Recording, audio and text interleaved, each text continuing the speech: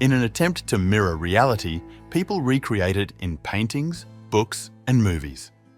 Dolls, in this sense, represent the most basic endeavor to craft a human likeness, as they've accompanied people throughout their lives as toys and even as cult objects. However, typically, a doll merely serves as a companion to a lovely figurine on a shelf.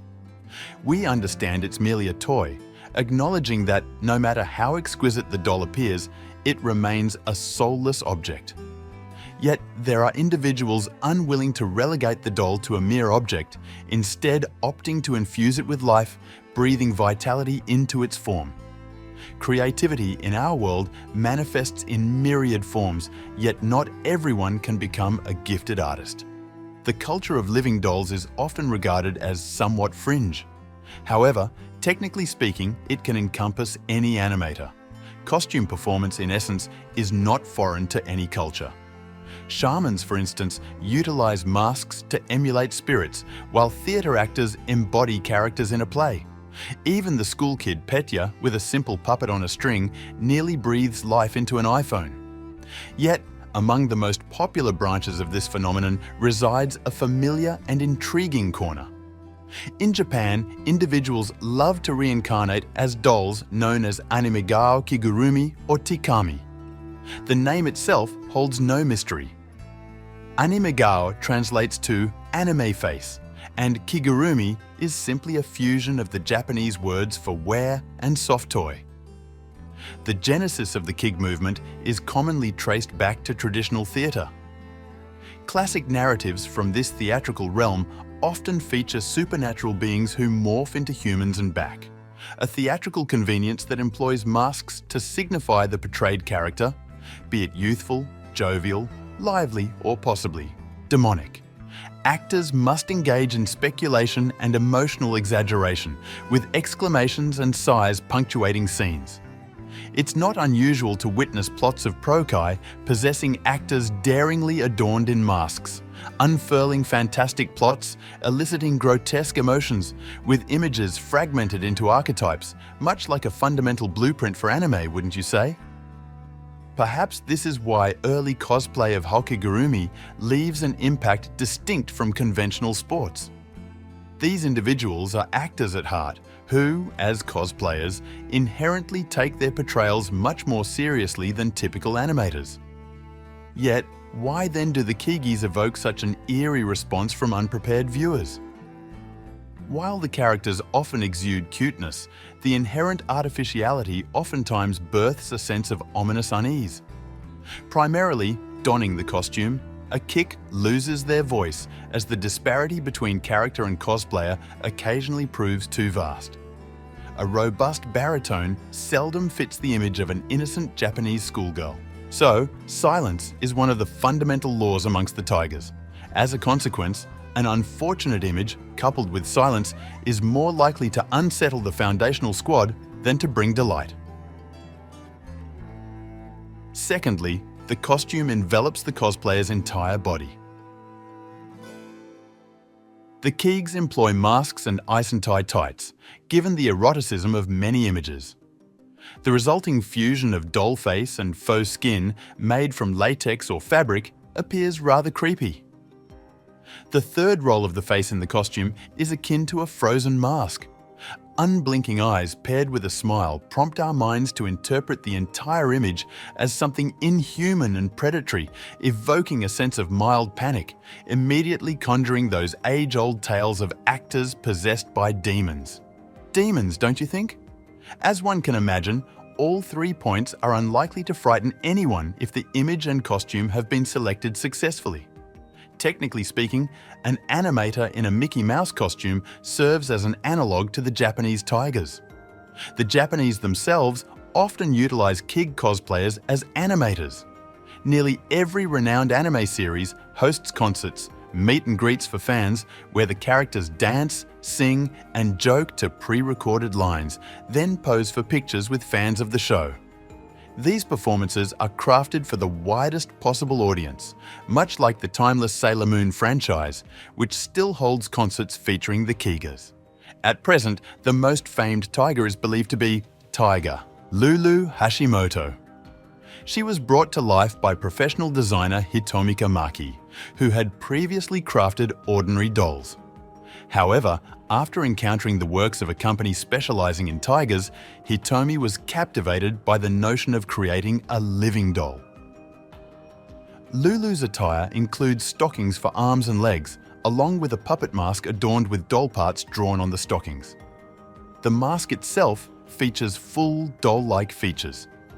The advantage of this costume lies in its adaptability. Unlike a kigurumi, it need not be tailored to a specific cosplayer. It can be worn by individuals of varying heights and builds. The specifics of these models remain a secret. However, for public appearances, they typically employ professional dancers. The identity of the masked man also remains undisclosed, although the followers of anime are undoubtedly innumerable. This, however, does not prevent her from appearing in interviews, communicating through speech, gestures, and written messages on her cell phone.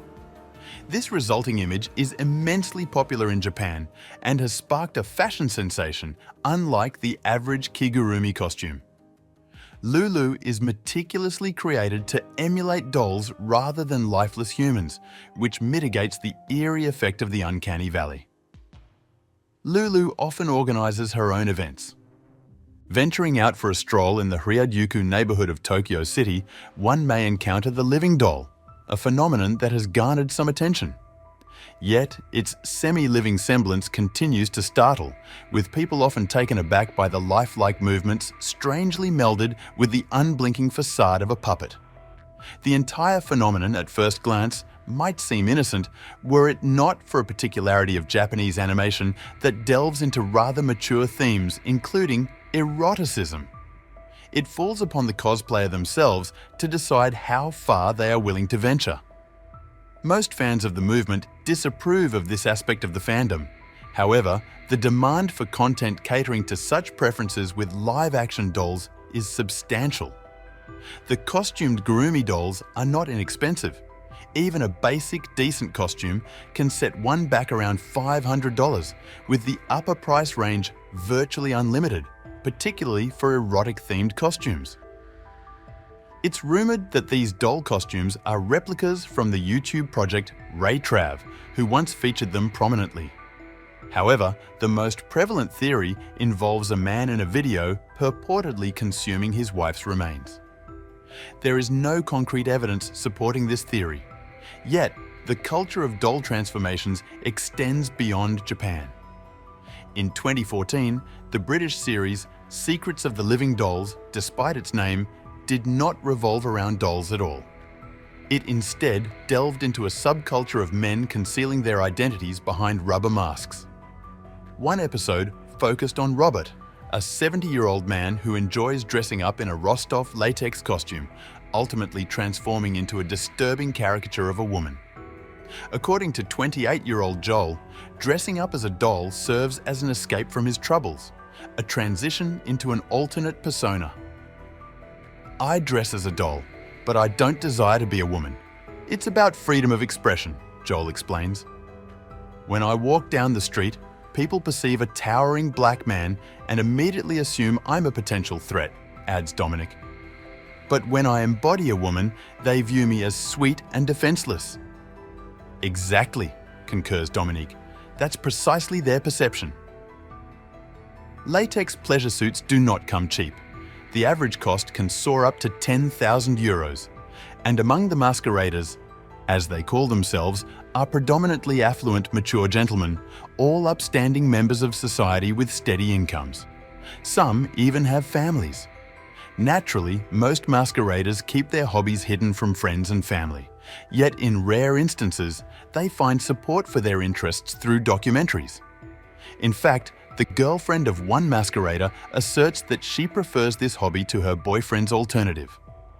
Passionate about soccer naturally, everyone harbors their own fetishes, but it's difficult to deny the unsettling appearance of a masquerader in full gear, resembling something straight out of a horror flick. And now, we delve into territory that's certainly far from what one might deem healthy. In the late 90s, Eric Fournier birthed the character Sand John Neck, who maintained a blog. Moving forward to the present day, her channel may have been removed, yet finding re-uploads is hardly a challenge. It's a grotesque parody of humanity, a deliberately eerie blend of kigurumi and masquerade. Her movements are jolting, erratic, and her vocal tone somewhat exaggerated. Occasionally, Eric's portrayal of the USA strolls about the neighborhood or partakes in brief sketches, yet there are instances of him endowing Misha with a completely artificial body, animating it with either puppetry or clever editing. The resultant effect is agonizing, chilling. Despite the author's insistence on the comedic essence of the videos, the character possesses her own backstory. Legend has it she was a model involved in a horrific car accident, leaving Misha sans limbs, which she replaced not with typical prosthetics, but rather with mannequin parts. Additionally, there exists a collection of masks she employs to conceal the disfigurement from the accident, as seen in the videos. According to Eric, these were experimental, horror comedy, and many viewers found these eerie performances amusing. The character gained enough popularity to star in her own film, compiling her video blogs onto a DVD and even crowdfunding a documentary about her on Kickstarter. Observing Neck, it's nearly impossible not to ponder the author's mental well-being, especially given his demise due to alcohol abuse. Sadly, with his passing came the demise of Shia. Hence, the truth remains elusive. As per Jung, people often don masks to navigate certain experiences by embodying specific archetypes. During such moments, the individual is temporarily subsumed, giving rise to a fabricated persona capable of confronting the issue at hand.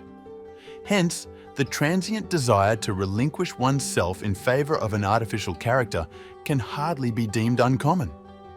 However, when a person vacates their identity in such a grotesque manner, it's difficult not to question the motive, wondering if it's merely an escape from reality that necessitates such a chilling portrayal. Thank you for watching.